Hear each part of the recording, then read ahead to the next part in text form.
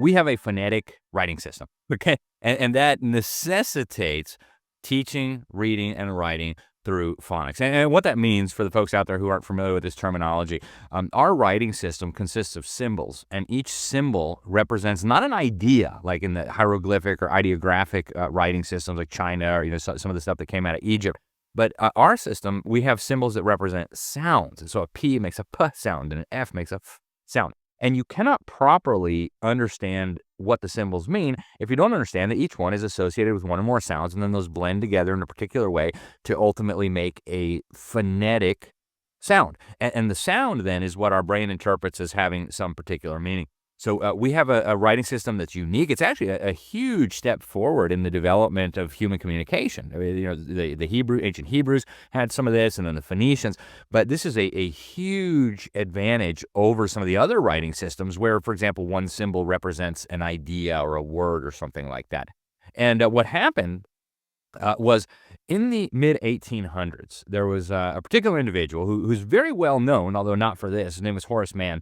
He came up with the idea that this system that they had developed to try to teach deaf children how to read might also be applied to non-deaf children. And I should explain that for a moment, right? Deaf children cannot hear sounds. So you can't explain to a deaf child that a P makes a P sound because they can't hear it. And so these very, very nice Christian people who were helping deaf children. The Reverend was Reverend Golodet. He was running the Asylum for the Deaf and Dumb in Connecticut, in Hartford at the time. And he thought, well, maybe we could teach these deaf children to read by having them memorize entire words as if the words themselves were symbols.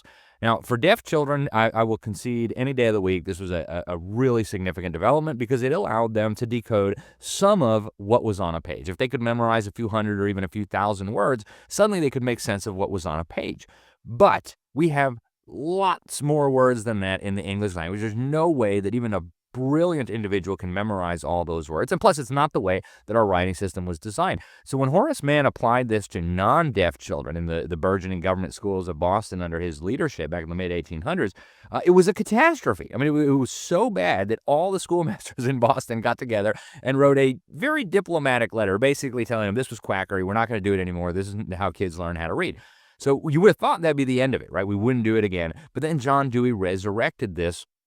And it became the dominant form of instruction across the government school system and even many private schools in the United States for most of the last century. And now people are starting to wake up and realize this was a big mistake. Plenty of people were sounding the alarm in the 40s and the 50s, in the 70s, all the way up to today.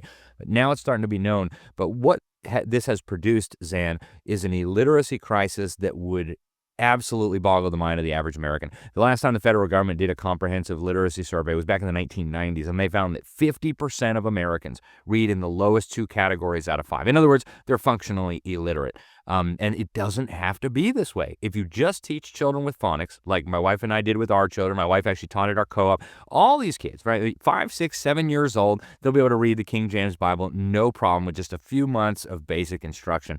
So this is something I'm obviously very passionate about, Zan, and it breaks my heart that so many children have been crippled through the quackery. You know, so not only can they not read, but in your book, you talk about how it leads to depression, increased in delinquency. I think some of the Rockefeller boys couldn't read because they Yep. had been taught by the whole word method. So, so can you speak about that just a little bit about what it leads to when a child isn't taught phonetically? Yeah, it produces all of those things you just described, and for obvious reasons, right? I mean, here you have these little bright-eyed and bushy-tailed kids that show up at school, and they think they're pretty smart, and, they've figured out how to talk and how to walk and how to eat and tie their shoes, life is good. And then they get there, and after a couple of years of learning to read, quote unquote, they find that they can't read, right? They're just perplexed. And then suddenly they're told that they have some disability or they have some problem, they have some disorder, that they need special supports or an individualized education plan. And suddenly they feel demoralized. It's what some kids can read. Why can't I? Am I stupid? I mean, what's wrong? And of course, that produces depression, that produces feelings of insecurity, in addition to all the problems with not being able to read, right? You're right, right. And that leads then to massive interventions that are totally unnecessary. It causes kids to be totally uninterested in education. They rebel, they act out, they get in trouble with the law.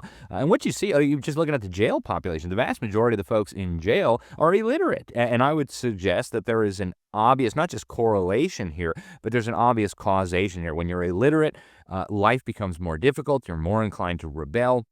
And it produces just so many problems.